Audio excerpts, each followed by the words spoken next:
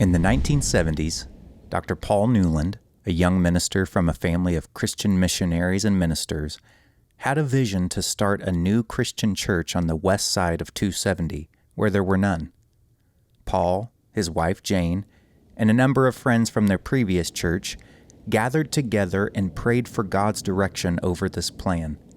They started praying for the people they hadn't met yet, to be as inspired as they were about growing God's family in West County.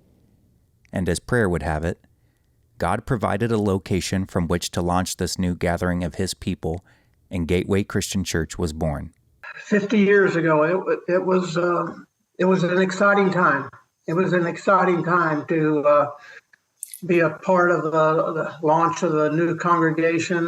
We met at members' homes. Of course, we had no place at that point, no buildings or anything. A lot of the activities were in our homes.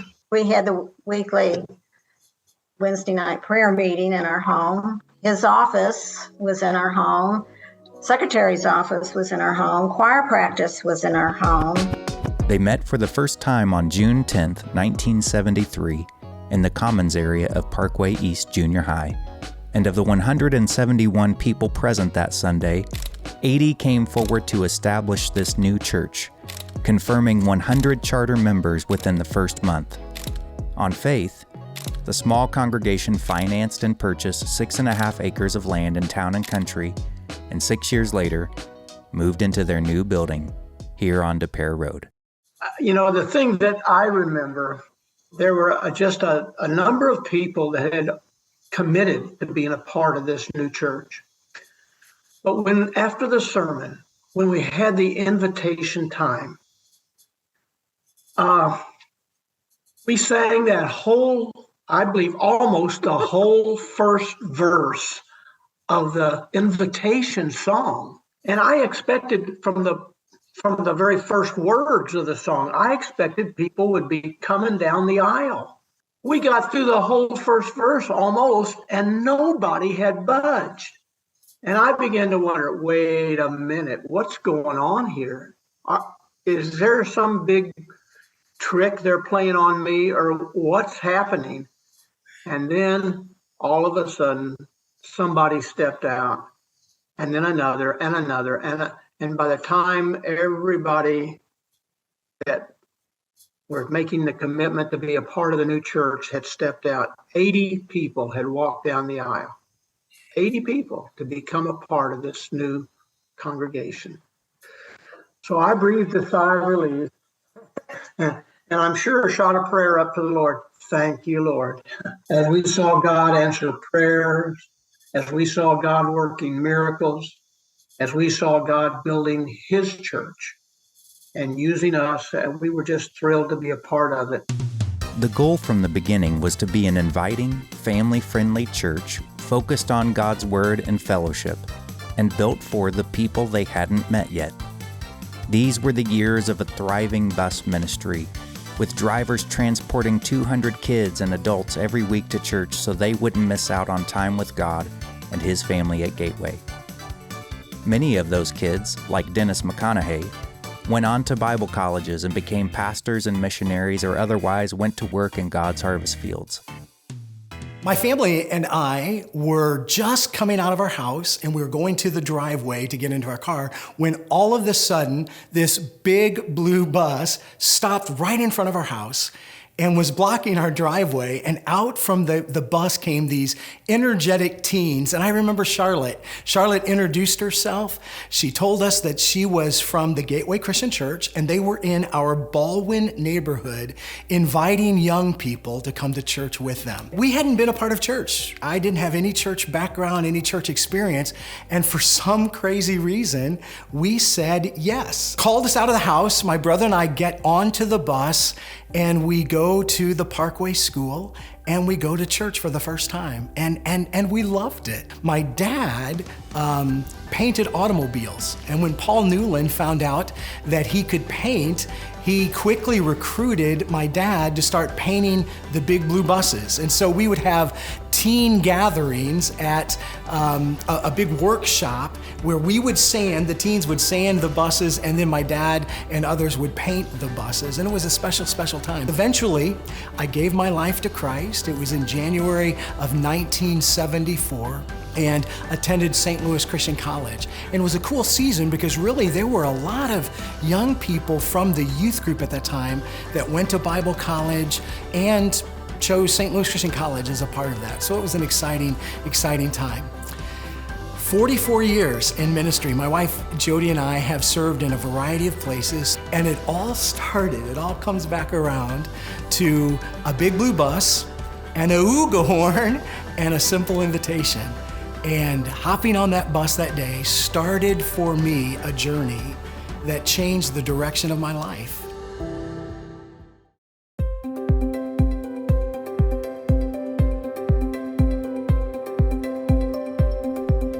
In the second decade, the Gateway family began to gain momentum, growing by leaps and bounds as they sought out new people in the community through personal invitations, big outdoor events, music specials, and outreach letters. And in 1983, a second worship service was started to accommodate all the folks coming through the doors. New member and visitor classes, prayer chains, and a thriving music ministry were all part of the continuing outreach efforts. In those days, anniversary Sundays were a big deal and intentionally planned as outreach events, not internal celebrations. Some years included wild and crazy outdoor events like an 8 by 16 foot cake, a 320-foot long banana split, and one year even a 500-pound snow cone. You wanted to do something that at that time you would get attention from the local media. So you were always thinking about, and Anniversary Sunday kind of became that sort of thing that, well, we're always raising money and talking about the building fund, but let's get people to come because a lot of people were still coming through the bus ministry. So a celebrity, a big event, some kind of a contest. And back then we were playing softball and volleyball and doing all those things. But the idea is, so what can we do this year that would be bigger and better? Hey, we need to figure out how to put this giant snow cone together. Or we need to figure out how can we lay out that giant birthday cake, you know? You had volunteers. You had volunteers back there, and they could come up with some of the craziest ideas and make it work, and it was fun. Our children's program, our vacation Bible schools, very strong. And the thing of it is, Gateway has always been one where visitors come in and they feel welcomed. We've kept that throughout 50 years. First thing anyone says is, oh, I just felt so welcome when I came in. We've been like that forever. The whole push was we got to get our own building. We got to have our own place. You wouldn't feel comfortable and you would know you were always a bit of a vagabond until you had that place. These were the years when Gateway's hospitality began to take shape, with events like Roundup Sundays when everyone was encouraged to bring guests and wear Western clothes, monthly all-church potluck dinners on Wednesdays, holiday parties at the Leonard's Recreational Complex, softball teams for men and women, bowling parties, and even square dancing. Lots of people were joining the church, so the leadership started working on even bigger plans for future expansion in order to continue building a church for the people they hadn't met yet.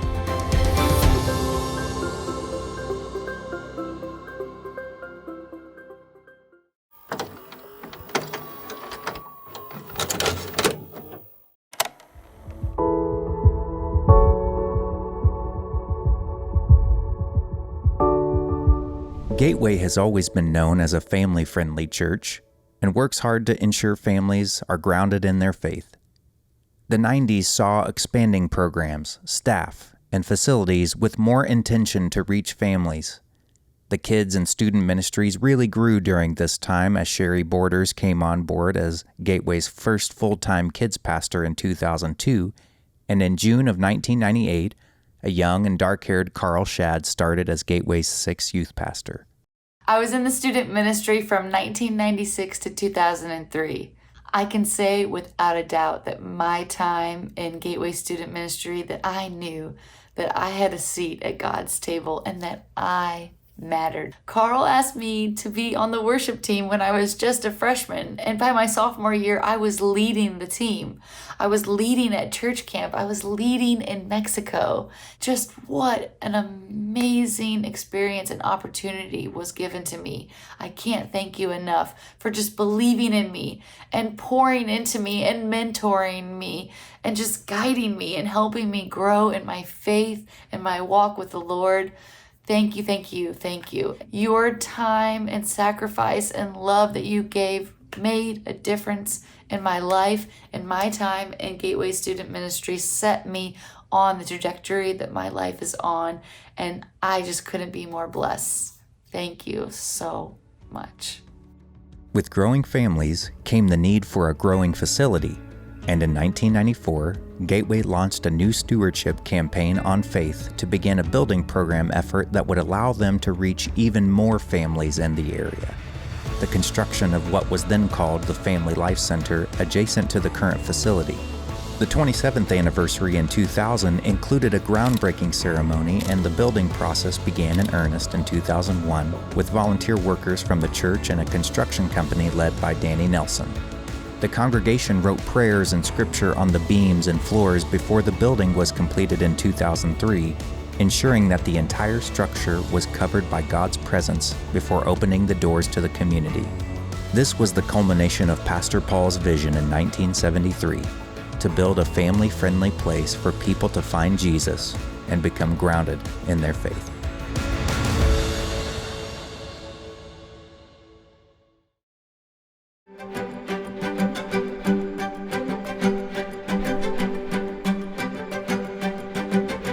February 9th, 2003 was the first Sunday in the brand new building, the same space where worship services and adult and student classes take place today.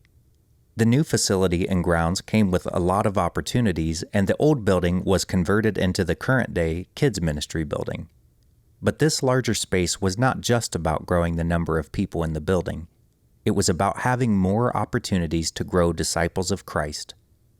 37 life groups formed in the community for this study, all experiencing life-changing conversations about God and faith. Many of those groups continue to meet today.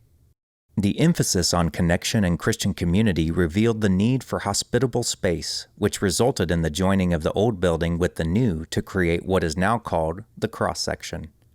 This was also a decade of transition, as Pastor Paul Newland ended his 37 years of ministry at Gateway and passed the baton of senior leadership to Pastor Carl in 2010 after 2.5 years of preparation and mentoring.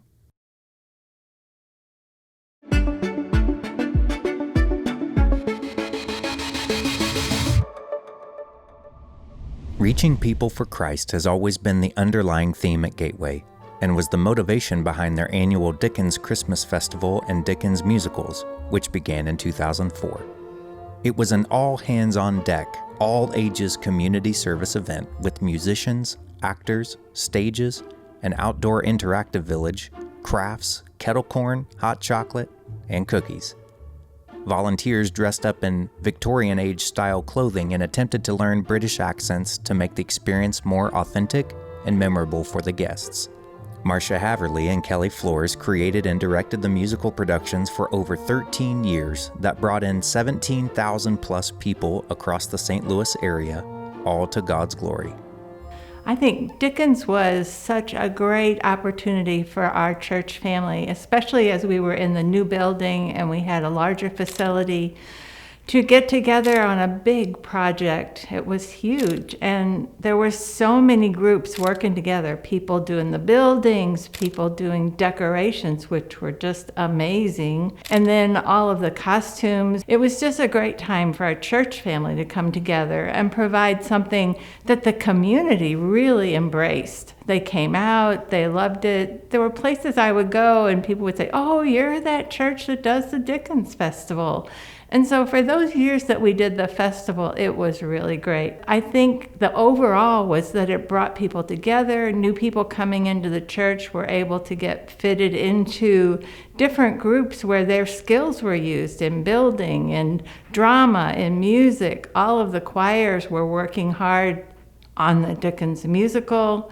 We included all of the different age groups. And for me personally, it was just a great time to work with our church family and to take my little part each year, which was either working with volunteers or working with costumes, working with the choirs. It was just, I thought, a wonderful opportunity. And as we got into the years where we just did the musical, it was still impactful, and our community, I think, really appreciated, and I appreciated getting to work with our church family on such a fun project. Gateway's 5th decade has included an even stronger emphasis on serving and missions. The leadership team ensures that a tenth of Gateway's annual budget is specifically designated for missions and missionaries, which has been true from the early days to now. Gateway goes above and beyond that 10% regularly, giving generously to needs as they arise within the community, state, nation, and world. And so many people generously serve now that Gateway's annual Servant Celebration event has become an invitation to the entire congregation instead of a smaller group. From church-sponsored events like the very first Good Friday Crosswalk, support groups like Grief Share and Divorce Care, to local, national, and foreign mission trips, Gateway has sought to be a people who make a practical kingdom impact. Mission trips ranging from trips helping indigenous people in Pine Ridge, South Dakota, building houses in Mexico with Casas por Cristo, or cleaning up in New York from Hurricane Sandy, have all given definition to the kind of servants Gateway has always sought to be. When I came to Gateway, and when Jenny and I did, we had never been on any of these kind of trips. And just being able to serve alongside your family on these kinds of trips and really make a difference, I am extremely happy for Gateway. They've always provided opportunities for these trips, and they continue to provide opportunities for people. It really is life-changing, and I promise that you won't be disappointed and you will be richly blessed.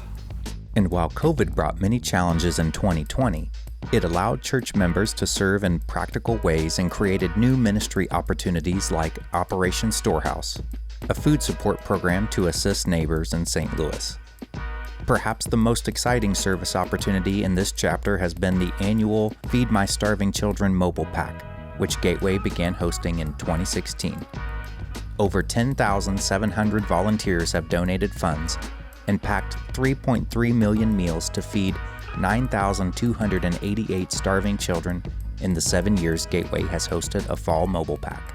So Mike and I first volunteered with Feed My Starving Children in 2013. I invited a lot of people from Gateway to go when they held their event so that other people could see it. And a few years passed and Carl asked me to come and talk to the elders about Feed My Starving Children and possibly bringing a mobile pack here. And so it grew the second year, it grew the third year. It was incredible. One year our goal was to pack 450,000 meals, and we got a very unexpected gift of the cost of the whole event. So we were able to pack over 950,000 meals that year. We more than doubled the size of our event. And this all happened just within a couple of weeks or a month of when it happened. So all of a sudden we had to get twice as many volunteers and twice as many shifts. And so Gateway was so supportive when that happened, because with that extra gift of money, it could have been, well, give it to someone else and let them pack, or save half for next year and do it later. But Carl and the elders, everybody was like, okay, what will it take to get it done? And you know, if you don't need 2 days for the pack, you need 5 days for the pack, here's the church. And if you, whatever you need, you know, we're behind you. In the end, the story of Gateway's first 50 years is really a story of God's faithfulness. It's a story of ordinary people seeing God do extraordinary things, a people who are seeking to love God and their neighbor and to teach others to do the same. With God's help, the exciting work of spiritual redemption, restoration, and renewal will continue for many years to come. God began a good work at Gateway in 1973, and He is faithfully continuing it through all those who come through the doors. After all, Gateway will always be a church for the people we haven't met yet.